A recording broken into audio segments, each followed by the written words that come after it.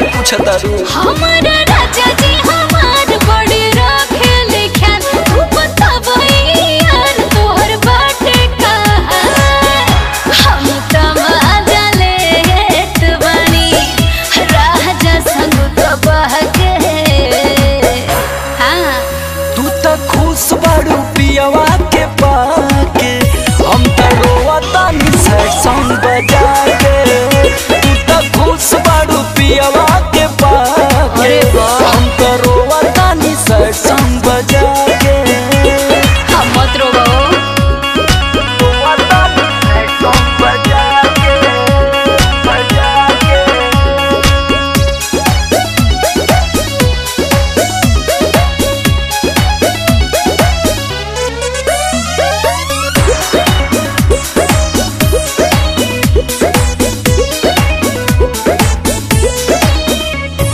छोड़ा इमोशनल बात अब बुझला।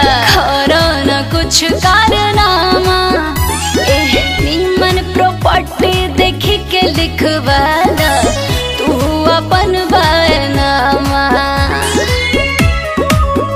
सब धन तो तोरे पे लुटा दे ना है। जब करे के रहे तयास काहे लगैलू, हमर सब कुछ तू ही हाउ हमके काहे बतैलू। इतना झूठ कवनो न फायदा बटे हम पे खिसिया के। अब तो बोलबे करबू। तू तो खुश बाड़ू पियवा के पाके, हम तो रोवतानी सैड सॉन्ग बजा के। तू तो खुश बाड़ू पियवा के पाके, हम तो रोवतानी सैड सॉन्ग बजा के। मत रोई ए जान।